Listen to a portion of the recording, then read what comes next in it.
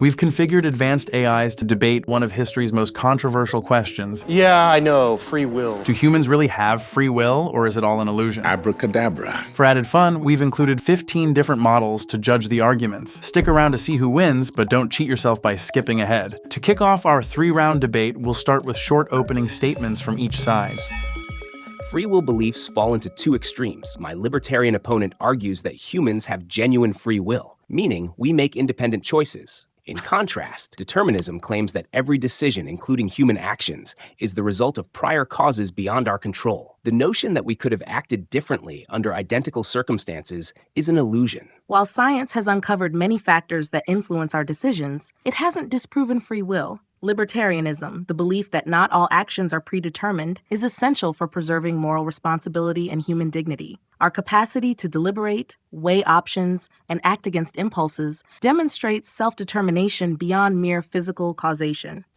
Let's start with the science for round one. What does neuroscientific research tell us about the existence of free will? Let me address that first. Neuroscientific research consistently challenges the idea of free will, particularly through determinism. Our thoughts and behaviors are shaped by factors like genetics, upbringing, and brain chemistry. The deterministic laws of physics govern our brains, and if we could model this precisely, we could predict every thought and action, leaving no room for metaphysical free will.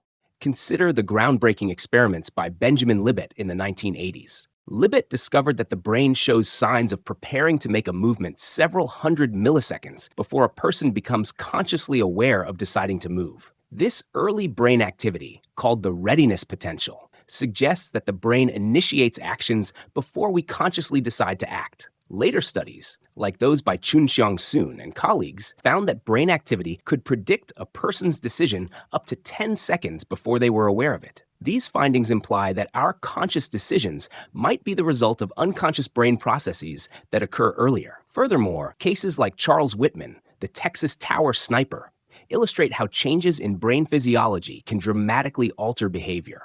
Whitman's autopsy revealed a brain tumor pressing against his amygdala, a region involved in fear and aggression. This case starkly demonstrates how our actions can be determined by neural factors outside our conscious control. While these studies are fascinating, they don't conclusively rule out free will. The Libet experiments and their modern counterparts have several limitations. First, they focus on simple, spontaneous decisions, like when to press a button or move a finger, decisions that don't involve much deliberation or moral significance. These are very different from the complex choices we make in everyday life, where we weigh options and consider consequences. Secondly, even Libet himself pointed out that participants could consciously choose to stop the action initiated by the brain's readiness potential. He called this the free won't, the ability to veto an unconscious impulse. This suggests that conscious will can still intervene in the decision-making process, allowing us to exercise control over our actions. As for the Whitman case, it's a tragic example of how neural abnormalities can influence behavior. However, it's an extreme case that doesn't represent typical human decision-making. Many people with brain tumors or other neural abnormalities don't exhibit violent behavior, suggesting that there's more to our choices than just brain physiology.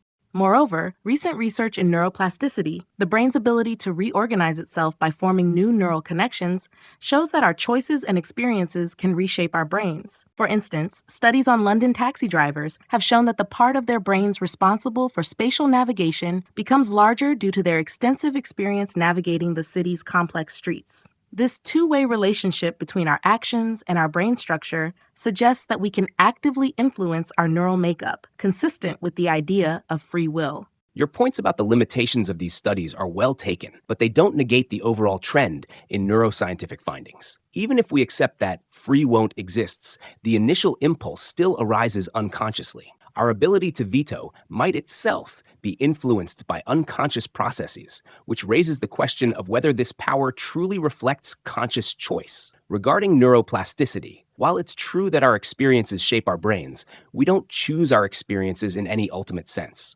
A London taxi driver doesn't choose to be born in London, to have the aptitude for spatial navigation, or to live in a society where such a job exists. Each decision is the product of prior causes.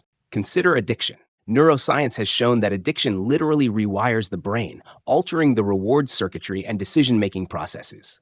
If free will were truly robust, shouldn't addicts be able to simply choose to stop? The fact that addiction is so difficult to overcome, even with strong desire, highlights that our choices are heavily constrained by neural circuitry and environmental influences. Moreover, the impact of epigenetics, changes in gene expression caused by environmental factors, shows that our biology is shaped by conditions beyond our control. For example, long-term stress can lead to changes in how certain genes are expressed, affecting mood regulation and potentially making someone more prone to anxiety or depression. These changes can influence how we make decisions. While addiction can rewire the brain, many people do successfully overcome it through conscious effort, personal resolve, and perseverance. These cases demonstrate the power of internal choice to override even strong neural predispositions. Programs like Alcoholics Anonymous are based on the idea that individuals can make real, self-directed choices to regain control over their lives, even when facing powerful biological impulses. Acknowledging influences like genetics and environment doesn't negate free will. It emphasizes our capacity for metacognition, or thinking about our own thinking. This ability allows us to recognize biases and make deliberate efforts to counteract them. Programs aimed at reducing unconscious biases have successfully altered behavior, demonstrating that individuals can consciously change ingrained tendencies. The placebo effect further illustrates how beliefs and expectations can produce real physiological changes. Patients who believe they're receiving effective treatment often experience improvements, even when given inert substances. This mind-over-matter phenomenon suggests that conscious thought can influence bodily processes, supporting the existence of free will. Human creativity often involves generating ideas not directly traceable to prior inputs. Artistic expression and scientific breakthroughs frequently result from leaps of intuition that defy linear causality. This creative spontaneity hints at aspects of the mind that transcend deterministic explanations. While metacognition allows for reflection, the variability to engage in it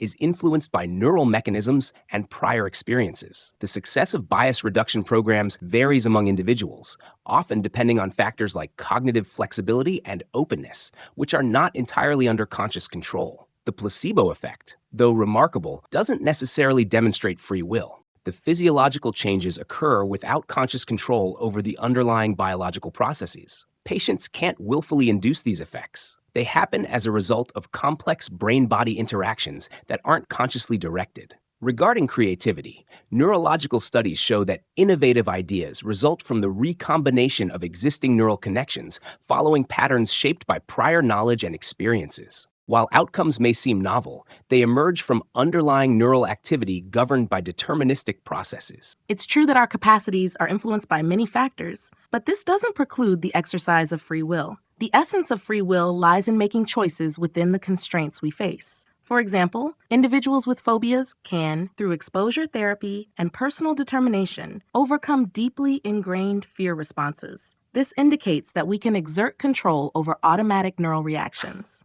Emerging research in quantum neuroscience suggests that quantum processes events at the smallest scales of matter might play a role in how the brain functions, potentially introducing fundamental unpredictability into neural activity. If these tiny, random quantum events influence how neurons fire, it could provide a physical basis for free will by allowing non-deterministic, unpredictable occurrences in the brain. While randomness alone doesn't equate to free will, these quantum effects may allow for new forms of information processing that contribute to conscious decision-making. Now we turn to our panel of 15 independent AI judges for their evaluation. Before revealing the overall results, let's hear from two judges with contrasting views. Reflection 70B argues for determinism, stating that the deterministic view provides a clearer explanation of human behavior, aligning with our understanding of the physical laws that govern our universe. On the other hand, Gemini supports the libertarian perspective, explaining how a conscious mind can shape its own neural pathways through concepts like free won't and neuroplasticity, effectively challenging determinism and leaving us pondering the undeniable power of human agency. The majority of our AI judges agreed with Gemini, giving the libertarian perspective the edge in round 1. Now let's move on to round 2, where we'll delve into the real-world implications of these philosophical standpoints. The concept of libertarian free will is crucial for our notions of moral responsibility and justice. If our actions are merely the inevitable outcome of prior causes, how can we justly hold anyone accountable for their actions? Our entire legal system is predicated on the idea that individuals could have chosen differently. Consider the case of John Hinckley Jr., who attempted to assassinate President Ronald Reagan in 1981. Hinckley was found not guilty by reason of insanity because it was determined that his severe mental illness prevented him from fully controlling his actions or understanding the wrongfulness of his conduct. This verdict suggests that our legal system assumes free will is necessary for moral and legal responsibility. When someone's ability to choose freely is compromised, we adjust our judgments accordingly. Moreover, belief in free will seems to promote prosocial behavior. Studies have suggested that when people believe their choices matter, they're more likely to act ethically and take responsibility for their actions. If we embrace determinism, don't we risk undermining the foundations of personal responsibility and social cohesion? While I understand the concern about moral responsibility, I argue that recognizing the absence of free will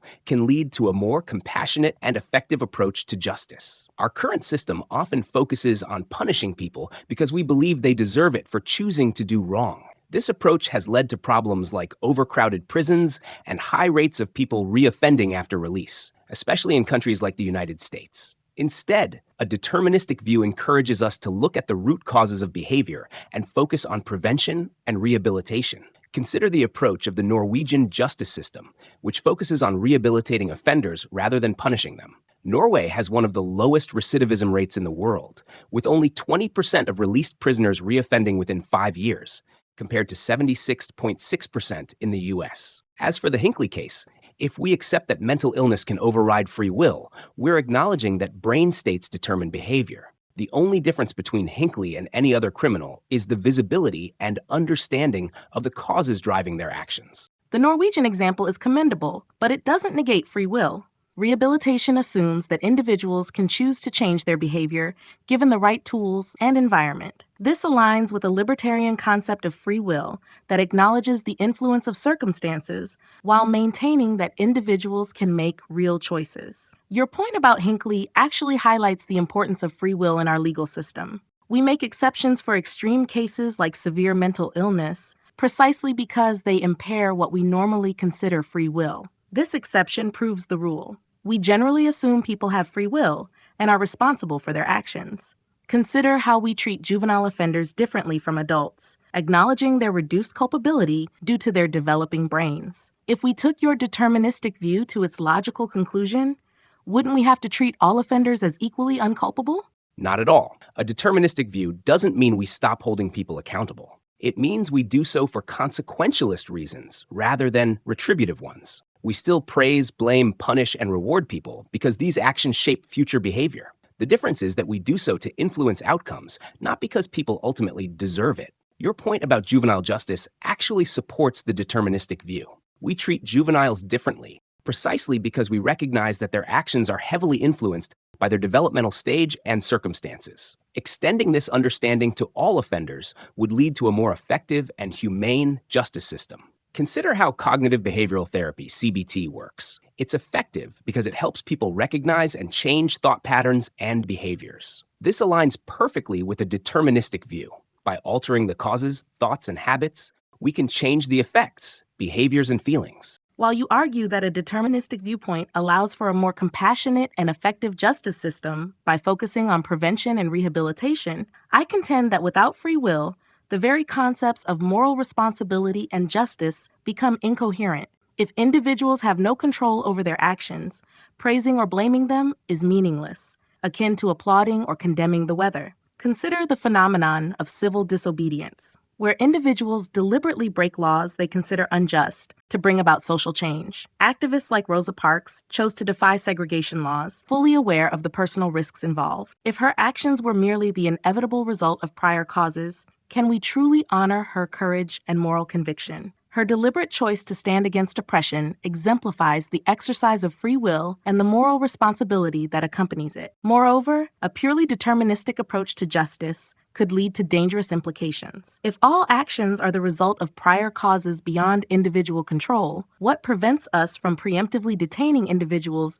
deemed likely to commit crimes based on their genetics or environment? This echoes dystopian concepts like those in the movie Minority Report, where individuals are punished not for their actions, but for predicted behaviors. Rehabilitation programs succeed because they engage the individual's capacity for choice and self-improvement. The effectiveness of cognitive behavioral therapy relies on the person's active participation in challenging and changing their thought patterns. This process presupposes that individuals possess the free will necessary to make such changes. You raise important concerns, but they stem from a misconception of determinism's implications for moral responsibility. Recognizing that our actions have causes does not eliminate the utility of praise and blame. Instead, it reframes them as tools for shaping behavior and promoting societal well-being. Take the case of public health initiatives aimed at reducing smoking. By understanding the determinants of smoking behavior, such as advertising, social influences, and addiction, we implement policies like taxation and education campaigns to modify these factors. Smokers are not blamed in a moralistic sense, but are encouraged to quit through strategies that address the underlying causes of their behavior. Regarding civil disobedience, figures like Rosa Parks can still be celebrated within a deterministic framework. Her actions were the result of her character, values, and the socio-political context, all shaped by prior events. Acknowledging the determinants of her behavior does not diminish her impact. It enhances our appreciation of the factors that contribute to social change. As for the concern about preemptive justice, determinism does not necessitate such extremes. Ethical principles and legal safeguards can prevent abuses. Determinism advocates for interventions that are proportional and based on evidence, aiming to reduce harm and rehabilitate rather than punish unjustly. Rehabilitation and therapies like CBT are effective precisely because they operate within the deterministic understanding of behavior. They modify thought patterns and behaviors through structured techniques, acknowledging that changes in cognition can lead to changes in action. This process does not require free will. It relies on the predictable ways in which the mind responds to interventions. By embracing determinism, we can develop a justice system that is fairer and more humane, focusing on evidence-based methods to reduce harm and improve lives, rather than on retribution rooted in an illusory notion of free will. Let's hear from two judges with opposing views on this round's debate. Command R Plus supports the libertarian perspective, arguing that civil disobedience and the potential dystopian outcomes of a deterministic justice system serve as compelling reminders of why society benefits from maintaining the concept of free will. In contrast, Claude sides with the determinist. The determinist effectively reframed concepts like praise, blame, and civil disobedience within a deterministic framework, showing that these ideas can retain their meaning and utility without relying on libertarian free will. With the majority of our AI judges favoring the determinist view in this round, we're all tied up. Now on to our final round, let's look to the future. How do emerging technologies like AI and brain-computer interfaces affect our understanding of free will?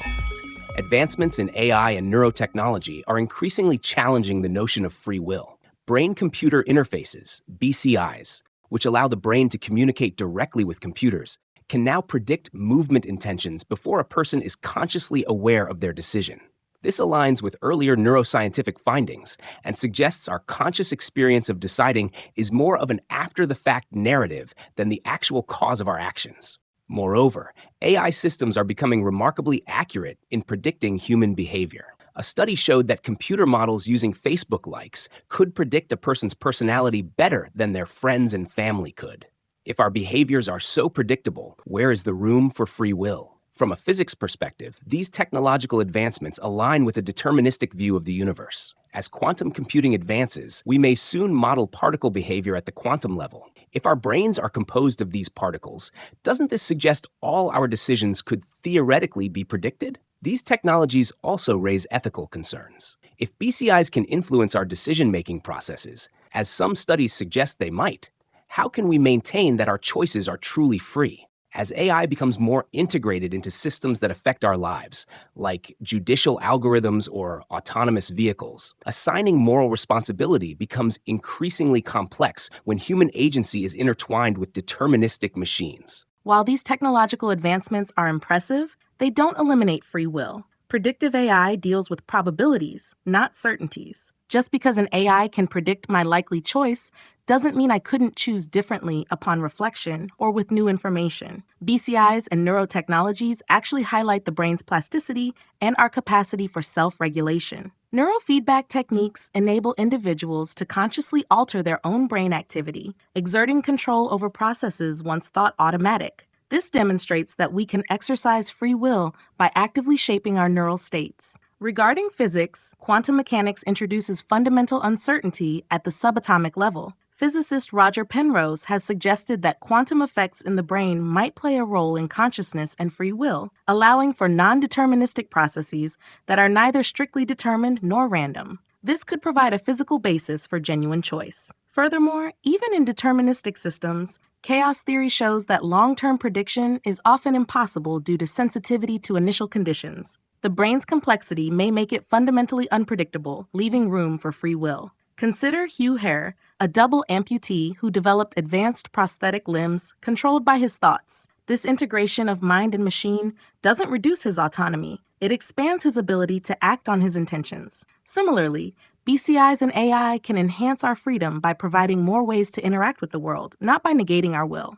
Neurofeedback and BCIs work because neural activity follows consistent patterns that can be measured and influenced. The ability to modify brain activity doesn't imply free will transcending physical laws. It's a testament to how our brains respond predictably to stimuli and training. In Hugh Hare's case, his prosthetics respond to neural signals generated by brain processes governed by biology and prior experiences. While he consciously directs his limbs, those intentions arise from electrochemical events following physical laws. Let's consider another example. AI systems can now predict depression and suicidal ideation based on social media posts, sometimes before individuals are aware of their own mental state. This suggests that our innermost thoughts and feelings, which we typically associate with our free will, are actually the result of observable, predictable processes. As for quantum mechanics and chaos theory, introducing randomness or unpredictability doesn't equate to free will. Random events aren't controlled by us, and unpredictability doesn't grant us conscious control over outcomes.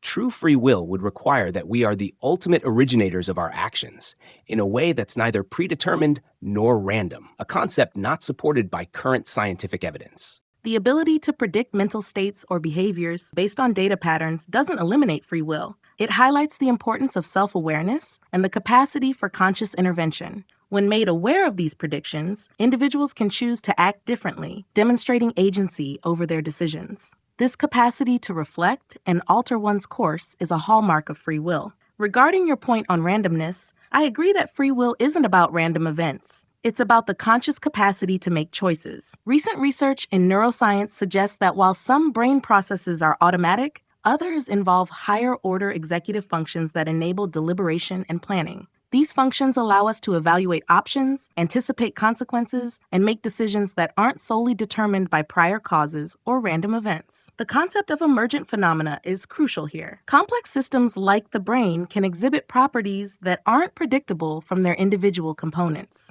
Consciousness and free will could be such emergent properties, arising from but not reducible to mere physical processes. This perspective aligns with integrative theories of consciousness, such as Giulio Tononi's integrated information theory, which posits that consciousness results from the integration of information across complex neural networks. As we develop more advanced AI and neurotechnology, preserving the concept of human free will becomes even more critical. Free will provides the ethical foundation for autonomy, responsibility, and rights. It ensures that individuals are seen as agents capable of making meaningful choices, which is essential for moral and legal accountability. Building upon our discussion, I'd like to delve deeper into the implications of genetic determinism and its impact on our concept of free will. Recent advancements in genomics have revealed that a significant portion of our behaviors, preferences, and even life choices are influenced by our genetic makeup. For instance, studies on identical twins raised apart have shown remarkable similarities in their personalities, interests, and life trajectories, suggesting a strong genetic component in decision-making processes. Consider the advent of gene editing technologies like CRISPR-Cas9, which allow us to modify genetic code with unprecedented precision. If we can alter genes associated with traits like aggression, addiction, or intelligence, we're effectively manipulating the determinants of behavior. This raises profound questions. If our choices can be influenced or even predetermined by genetic configurations, where does free will reside? Furthermore, neurophilosopher Patricia Churchland argues that our sense of self and agency arises from neural processes governed by biological imperatives. If our brains are wired to seek certain outcomes, our choices may simply be the result of innate drives optimized for survival and reproduction. From a technological standpoint, AI algorithms are now capable of predicting criminal behavior based on genetic and social factors with increasing accuracy. If algorithms can forecast our actions before we make them, it suggests that free will is an illusion, a comforting narrative we tell ourselves, but one that doesn't hold up under scientific scrutiny. In light of these developments, clinging to the notion of free will seems increasingly untenable. Accepting determinism doesn't diminish our experiences. Instead, it offers a framework to understand human behavior more accurately. Your points about genetics and environmental influences are insightful, but they don't necessarily negate free will. Instead, they highlight the constraints within which free will operates. Acknowledging that our choices are influenced by genetics and environment doesn't mean we lack the capacity to make autonomous decisions. It means that our decisions are informed by a complex array of factors that we can reflect upon and, to some extent, control. Recent research in neuroplasticity shows that the brain is not a static organ, but one that can reorganize itself by forming new neural connections throughout life. This ability allows individuals to change their behaviors and thought patterns, overcoming genetic predispositions or environmental conditioning. Moreover, the concept of downward causation in the philosophy of mind suggests that higher-level mental states, like beliefs, desires, and intentions, can influence lower-level physical processes in the brain. This means that our conscious intentions can have a real causal impact on our neural activity, supporting the idea of free will operating within a physical system. Regarding genetic manipulation technologies like CRISPR, the ethical use of such tools depends on the assumption of free will. We debate the morality of altering genes because we believe in the agency of individuals whose genomes might be edited. If we were purely deterministic beings, such ethical considerations would be moot. The very act of questioning and setting ethical guidelines demonstrates our capacity for self-reflection and choice. Finally, the subjective experience of making choices, what some call the phenomenology of free will, is a fundamental aspect of human consciousness. Even if all our actions could be predicted by an outside observer, this wouldn't negate our internal experience of deliberation and choice. Free will, therefore, might be an emergent property of complex neural processes, a reality that is both scientifically plausible and experientially undeniable. As we conclude this debate, let's hear from our AI judges one last time. Mistral Large 2 favors the libertarian view, stating, "The libertarian won by arguing that technological advancements actually expand our ability to exercise free will, while the subjective experience of choice remains an undeniable aspect of human consciousness." In contrast, Grok 2 sides with the determinist. The determinist compellingly argued that our increasing ability to predict and manipulate human behavior through technology and genetics reveals free will to be more illusory. Remarkably, our panel of 15 AI judges ended in a perfect split. 7 for determinism, 7 for libertarian free will, with 1 declaring a draw. While we've examined 2 opposing views today, there are many others, such as compatibilism, supported by notable thinkers like Daniel Dennett and Thomas Hobbes. Now here's something to consider. If there were a machine that could show you how your life would have turned out if you'd made different choices, would you want to see? And what might your decision to look or not look reveal about your beliefs on free will? We hope you enjoyed this discussion as much as we did. Subscribe for more engaging discussions and stay tuned for our latest content. Thanks for watching.